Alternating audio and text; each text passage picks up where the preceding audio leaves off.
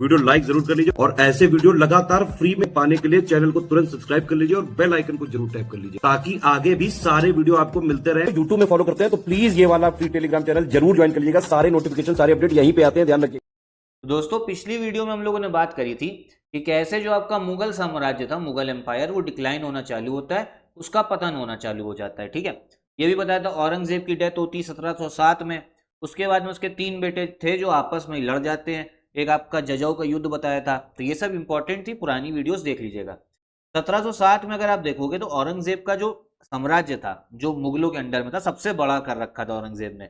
आप देखोगे पूरा साउथ इंडिया तक जा रहा है, फिर अफगानिस्तान काबुल तक गया है, फिर ये बांग्लादेश भी पूरा है।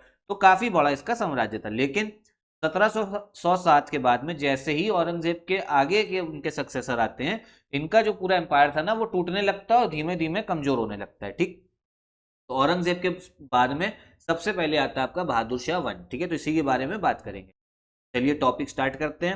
और साथ में देखो, यूपी बीसीएस आरओ के लिए हमारा पेड ग्रुप स्टार्ट हो गया सीएस का, उसको भी आप ज्वाइन कर सकते हो इन नंबर्स पे कॉल करके। ठीक है, देखिए बहादुर शाह वन किसको बोला जाता था?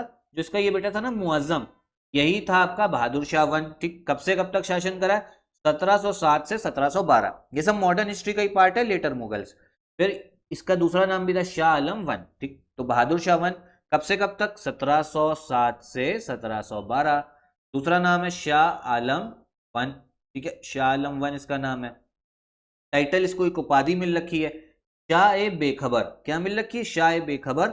और टाइटल, ये उपाधि किसने दी? काफी खान ने। ठीक है, अब आ जाओ जरा हम लोग हिंदी में देखते हैं, याद होता चलता है ऐसे। बहादुर शाह प्रथम 1707 से 1712। दूसरा नाम है इसका शाह आलम वन। ठीक, उपाधि दे रखी शाह ए बेखबर, और उपाधि जो थी कफी खान ने दे रखी। ठीक, आगे देखते हैं। भैया देखो, ये आप समझो जब बूढ़ा हो गया था ना, तब ये बना आपका एम्परर बादशाह 63 साल की उम्र में। और ये थोड़ा मतलब पीस लविंग था, मतलब अहिंसा की तरफ जाने वाला था। इसने शाहू जी को भी रिलीज करा था। शाहू जी कौन था?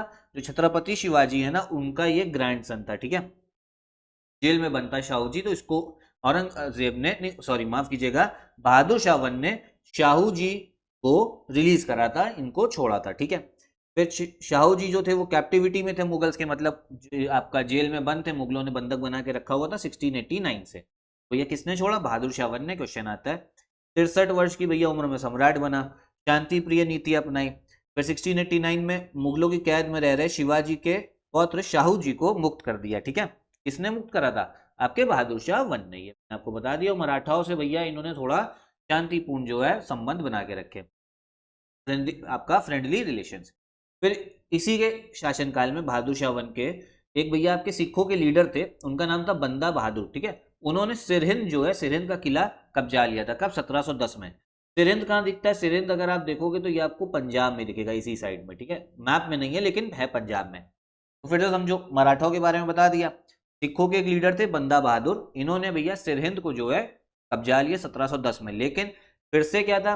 1711 में मुगलों ने किसके अंडर में? बहादुर शाह के अंडर में सिरहिंद को वापस जो है किससे ले लिया? बंदा बहादुर से। मतलब बंदा बहादुर पहले गए, उन्होंने सिरहिंद को कब्जाया मुगलों से, और फिर मुगलों ने भैया बाद में 1711 में फिर से उसको पुनः सिरहिंद को जीत लिया। ठीक है, बंदा बहादुर ने 1710 में सिरहिंद को जीता, फिर भैया वापस मुगलों के पास चला गया, क्योंकि आता है क्वेश्चन। उसके बाद में ध्यान रखो, इनके भैया एक दरबार में एक डच का डेलीगेशन भी आया था। कब आया था? 1711 में आया था। और इस डेलीगेशन में एक पुर्तगाली महिला थी, उसने काफी इंपॉर्टेंट रोल अपनाया था। ठीक है, इस डेलीगेशन, डेलीगेशन मतलब कुछ लोग आ रहे हैं मीटिंग करने, कुछ अपना एजेंडा लेके। ठीक है, और इस जो पुर्तगाली की जो महिला थी, इसका नाम था जूलियाना, और इसको टाइटल भी दे रखा था, टाइटल मिला था क्या? बीबी और फिदवा का टाइटल मिला। ठीक है, ध्यान क्या रखना है, 1711 में बहादुर शाह वन के समय पे भैया आपका डच का एक डेलीगेशन आया। इनके स्वागत में भैया एक पुर्तगाली स्त्री ने एक भूमिका निभाई। उस पुर्तगाली स्त्री का नाम था जूलियाना, और उसको टाइटल भी दे रखा था क्या? बीबी और फिदवा। ठीक है, तो ये भी पता होना चाहिए। बहादुर शाह वन के लिए एक भैया आपके सर सिडनी ओवल है, उन्होंने एक स्टेटमेंट दी थी।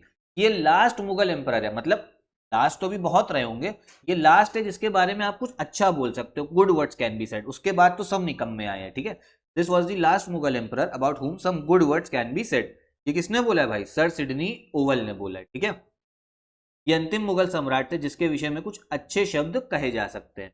फिर देखो, बहादुर शाह वन की भैया मृत्यु हो गई 1712 में, और इनकी मृत्यु के बाद में फिर से सक्सेशन का जो युद्ध होता है ना वो स्टार्ट हो गया कि कौन जो है राजा बनेगा। उत्तराधिकार का युद्ध फिर से प्रारंभ हो गया, ठीक है। फिर इसी युद्ध के चक्कर में इनका जो शव था बहादुर शाह का, वो 1 माह तक, आपका 1 महीने तक दफन भी नहीं किया जा सका, ठीक है। ये तब ये युद्ध चल रहा था, मतलब एकदम ही युद्ध होता था। जैसे ही कोई राजा मरता था ना, बादशाह आपस में जितने बेटे थे सब मार काट करने लगते थे कि हम तुम्हें मारेंगे, तो ये युद्ध होता था। तो भैया जो वॉर ऑफ सक्सेशन था ये चालू हुई। बहादुर शाह वन के 4 बेटे थे, उसमें था एक जहेंद्र शाह, अजीमुशान, रफीउशान और जहनशाह में। और बनता कौन है भैया आपका बादशाह? जहांदर शाह बनता है, ठीक है। जो ये है जहांदर शाह, किसकी हेल्प से? जुल्फिकार खान। जुल्फिकार खान नाम याद रखना, ठीक है, ये चीज इंपॉर्टेंट है। 4 पुत्र थे, जहेंद्र शाह, अजीमुशान, रफीउशान और जहां शाह। कौन आपका बनता है बादशाह? जहांदर शाह बनता है, ठीक है। और किसकी मदद से? ईरानी दल के एक नेता थे जुल्फिकार खान, तो ये चीज पता होना चाहिए। और जहांदर शाह सिर्फ आपका 1712 से 13 ही रहता, बहुत कम समय के लिए रहता है, ठीक है। अब जहांदर शाह के बारे में हम लोग नेक्स्ट वीडियो में बात करेंगे। तो मैं उम्मीद करता हूँ आपको वीडियो अच्छे समझ में आ रही होगी सीरीज।